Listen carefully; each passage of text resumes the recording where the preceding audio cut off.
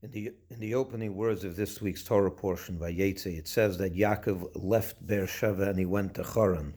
In Haran, he would meet his future wives, build the first Jewish family, the 12 tribes. Basically, this Torah portion talks about the beginning of the Jewish people as a family, as a people.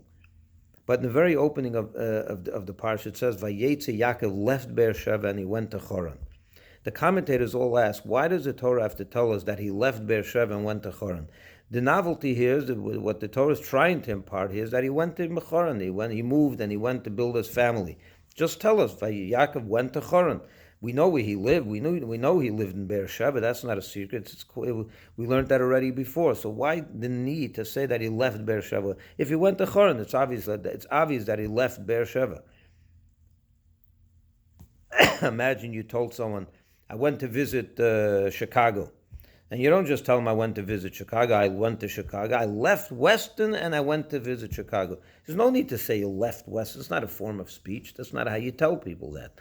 So why over here does the Torah tell us that he left Beersheba? Rashi says that there's an important message that the Torah is trying to impart. Now when a righteous person lives in a city, he is the beauty of that city. He is the grandeur of that city. And when he leaves that city, with him left the beauty, the grandeur, and the magnificence of that city. In other words, when you're living in a locale, God sent you to a place, by divine providence, you find yourself living, let's say, in Weston.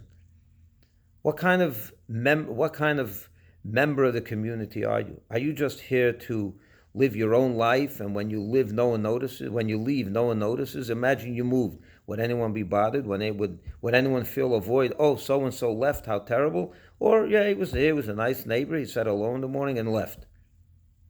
Well, if we're like Yaakov, that's not how it's meant to be. When Yaakov left Beersheba, the whole Beersheba knew he left.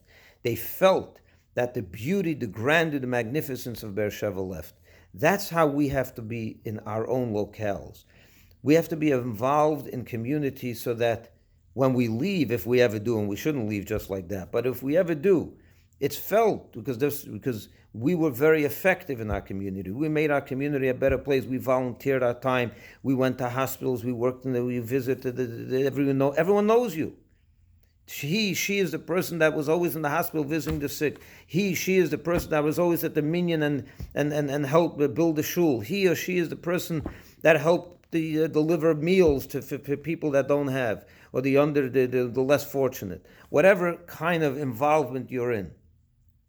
But not to be involved to the point where if you ever move from your locale and no one notices it, that the city is the same city before you came and after you left. That's not how a Jew lives in a city. That's not a Jewish neighbor. That's not how a Jewish community member lives his life. We have to live our life to the point where when we leave this place where we live, everyone notices it. Not because we're arrogant, because we made an impression in an arrogant way, because we were needed, we felt, we got involved. The city loved our presence. Because we enhanced the city, we enhanced the people, we helped the people, we became very effective in the city. That was Yaakov. When he left Beersheba, the whole Beersheba knew it. There was a void. There was a terrible hole left in Beersheba. The beauty, magnificence, and grandeur went with Yaakov. He was the tzaddik of that town. And when he left, it was never the same. That's how we have to be in our own communities. And you got to ask yourself that question, am I that person? It doesn't, maybe you don't have to be like Yaakov, but you have to be a person that if you do leave, people notice, not just 2 or 3 people, neighbors. But the city recognizes this was a person, your synagogue recognizes, we lost a very important member, they moved. Who's going to be there to help make the kiddush? Who's going to be there to help make the minyan? Who's going to be there to help the sisterhood? They were so effective, they were so important.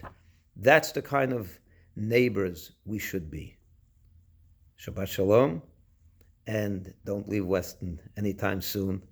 Get involved and become the beauty, the grandeur, and the magnificence of the beautiful city of Weston and the Jewish community of Weston, so that if you ever do leave, we will notice it. It will be hard to fill your space.